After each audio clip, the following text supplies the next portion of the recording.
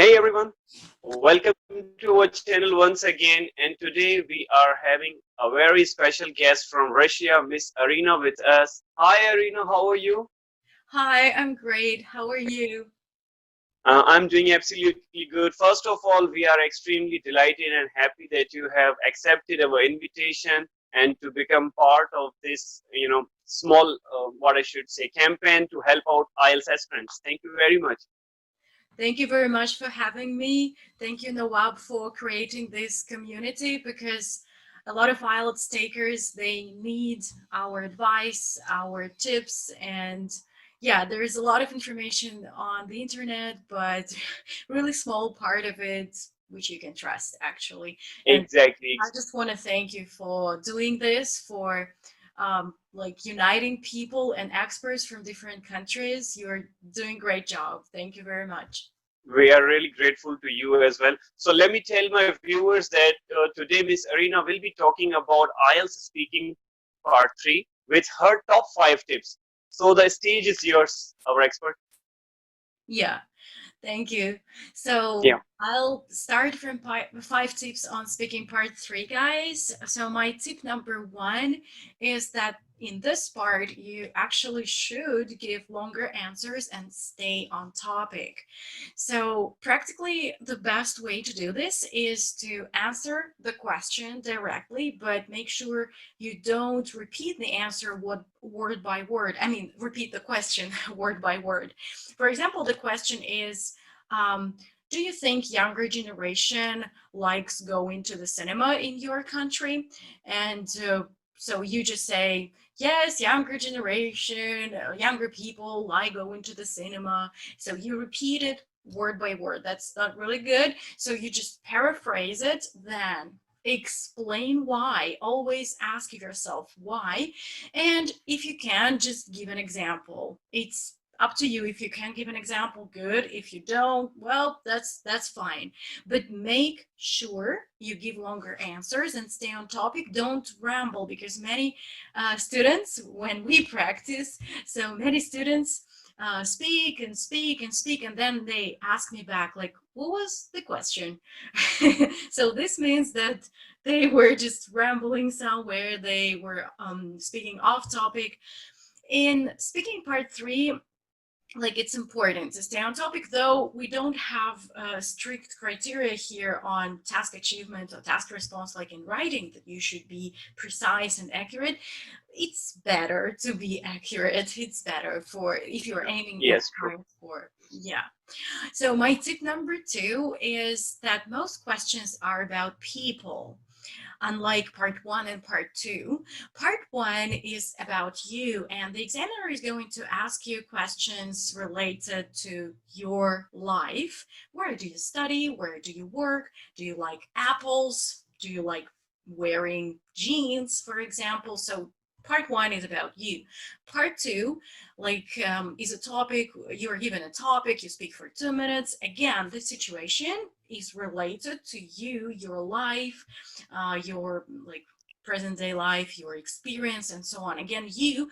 But speaking part three is about people, and here the examiner is asking, is checking your ability to speak about other people. And usually, students of lower levels, they start learning English. That's great. I'm really like happy for them.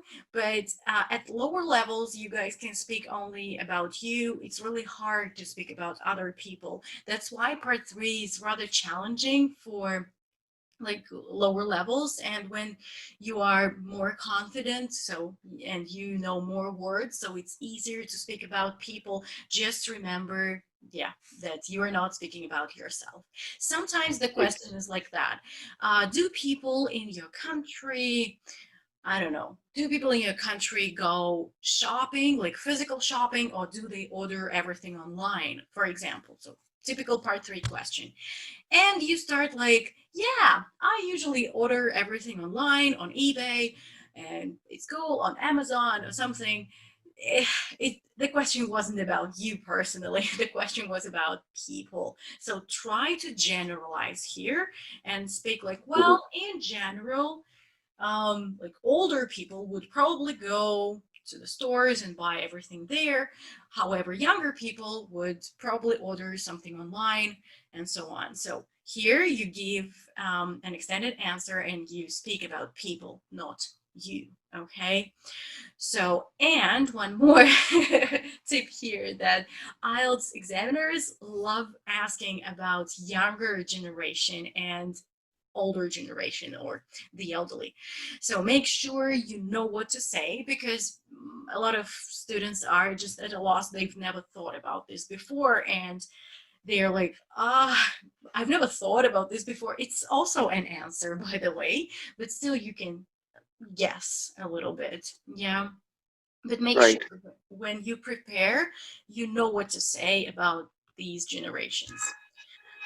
Hmm. My tip number 3 is that examiners don't have a script here. They may ask you whatever they want, but I mean, so part 3 is about part 2 topic. So in general, they are going to ask you about something you've been talking about in part 2. Well, part 1, they have a script. They have like a piece of paper, and they are reading questions from this paper. Then you're given a cue card. So again, so something which is prepared, so to say. Yeah. But part 3 is really interesting because the examiner already knows something about you.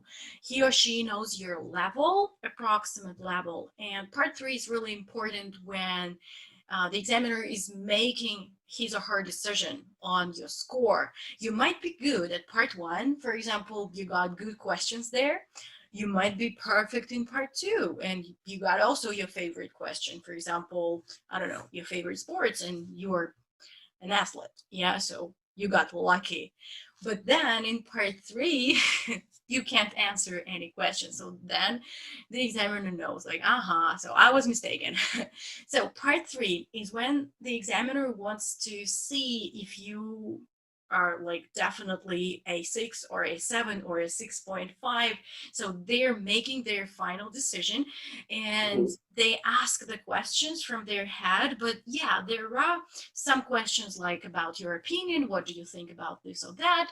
There are questions about prediction, um, how do you think the world will look like in future.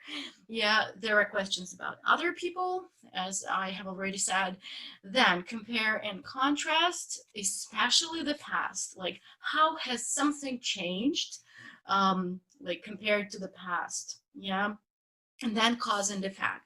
So here they, like, I'm not telling that you're going to get these types of questions. This is just Hmm. approximately. But again, so it all depends on your performance at the exam. And once when I was taking IELTS, it seemed like we had just a chat with an examiner, and we were like, like old buddies speaking about everything in the world. And it seemed like he was just talking to me. That's what they check. Hmm. They check your spontaneous speech. They want to check how well you can operate with English, how well, Exactly. yeah, you speak. Never ever learn your answers. Like it's really bad when you have memorized answers, and the examiner can see this like that. Yeah, so just even if your level is like not really good, it's still good if you speak like you can, instead of memorizing True. answers, because Hmm. Yeah. just check your real English.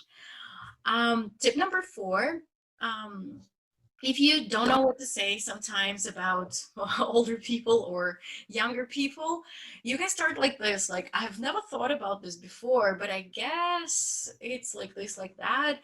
It's still okay. You are speaking and you're giving an opportunity for the examiner to score, like to assess your answer. Because Exactly. Yeah. you keep silent, like you'll get nothing, because like how can I assess you if I you were not speaking to me. Yeah, so it's okay.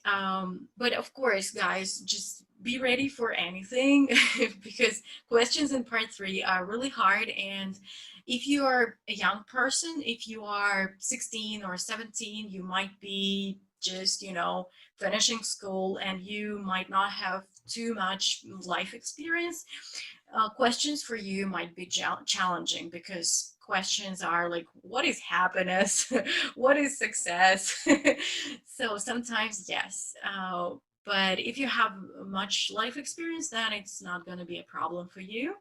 Yeah, but like always answer at least something, at least invent something.